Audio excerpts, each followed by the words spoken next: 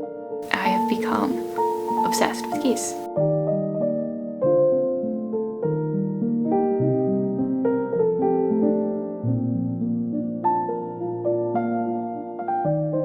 Hey guys, welcome to my autumn favorites video.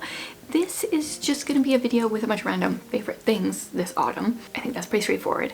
But unlike a lot of YouTubers that do these kind of videos, I'm not just gonna like throw a bunch of products out at you. A lot of these things, looking at my list here, are free. Most of them. Like, say like 85%. I'm not actually gonna do the math, but I think there's only 2 things, maybe 3 if you don't have, that are like things you gotta buy. So they're just things that I'm loving in the season. The point of these videos for me is kind of like to look back season to season, see the things that I'm enjoying, but also maybe to inspire you guys.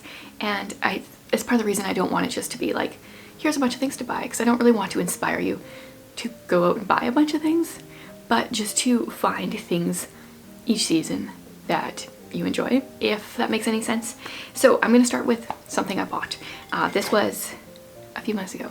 I bought these mason jar lids. So they sell them in the wide mouth mason, which is what I bought, and also like regular mason jar size.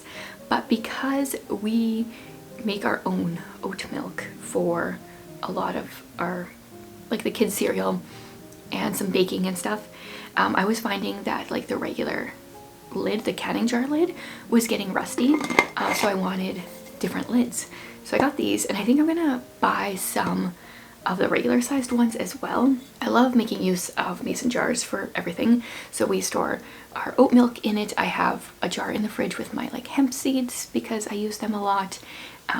I love the lid. It's so much nicer than a canning lid. Obviously not to be used for canning, but it works really well. So definitely gonna buy some smaller ones at some point.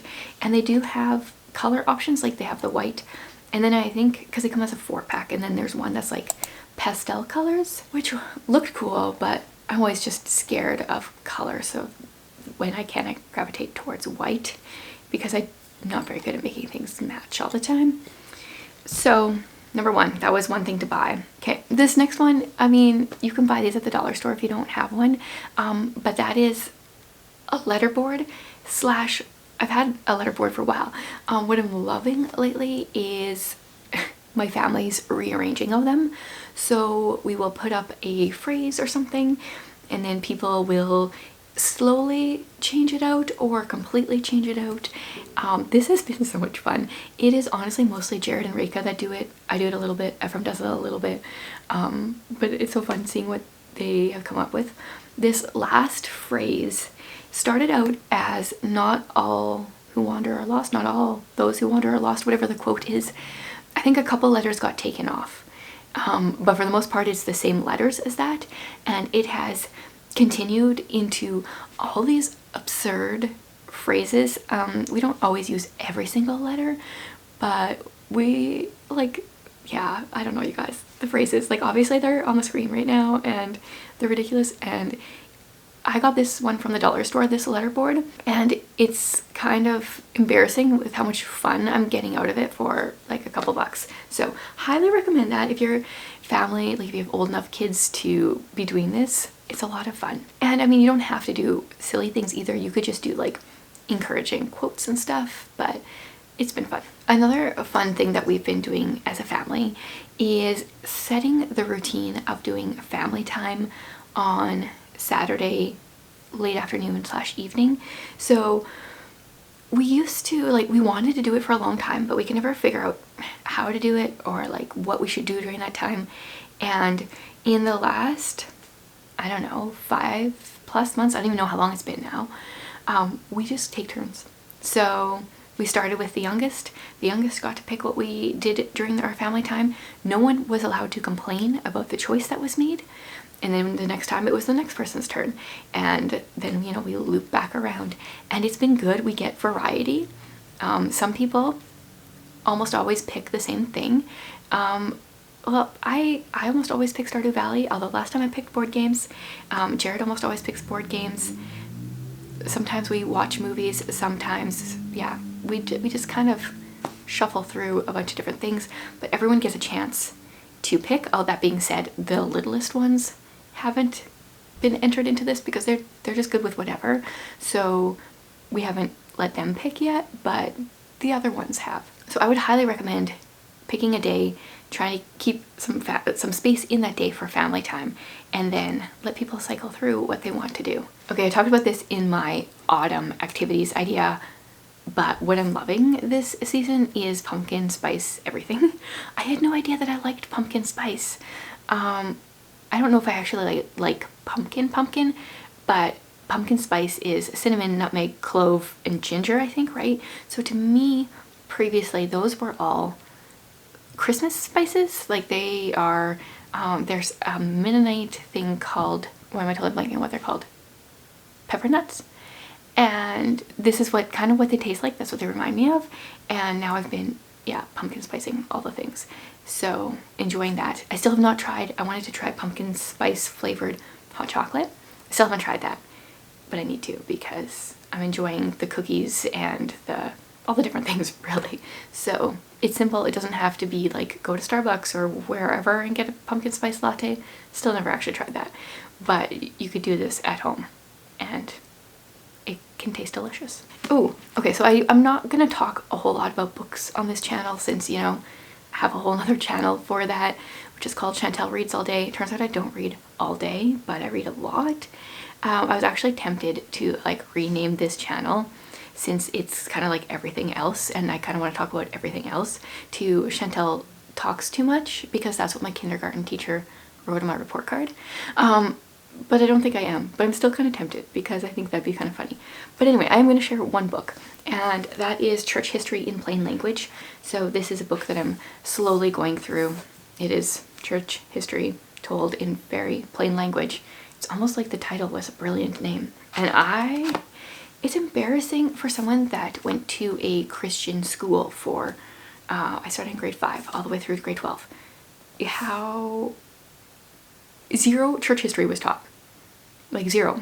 And I mean, I don't really blame the teachers. I don't think any kind of outline was given, but it should have been taught. So now in my 30s, I'm finally learning church history, and I keep meaning to take all my tabs and put them into Notion and maybe make some kind of timeline.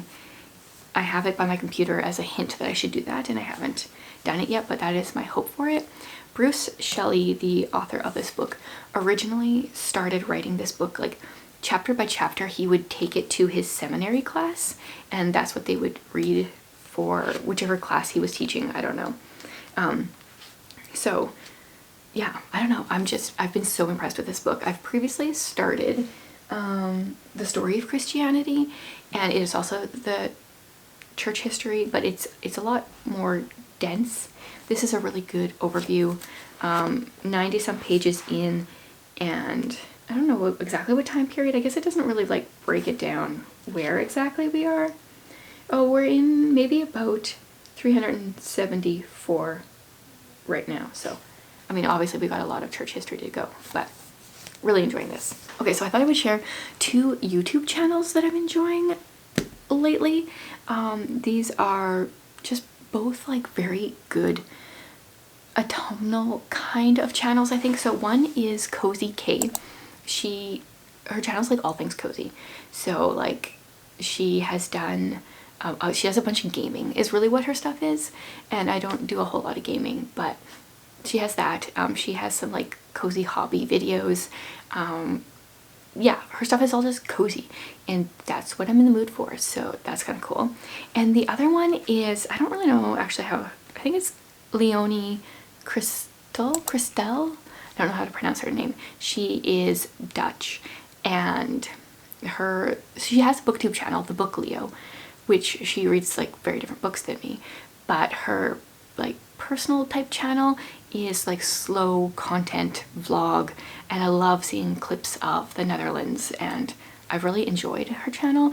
I really only just started watching it, and she doesn't have a whole lot of videos on there, but I'm starting from the beginning, and I'm starting with the new ones and the old ones, and we'll eventually meet in the middle.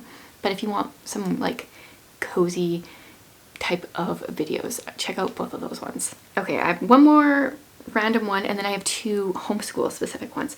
Okay, This one, I feel like I've alluded to this before. I've mentioned it maybe a little bit before, but I, this year especially, am obsessed with geese and geese migration. Every time I go for a walk and I see geese that are in the process of migrating, I have so many questions, and I come home and I Google them, and I'll find a webpage that's like everything you wanted to know about geese migration, but it doesn't even like scratch the surface.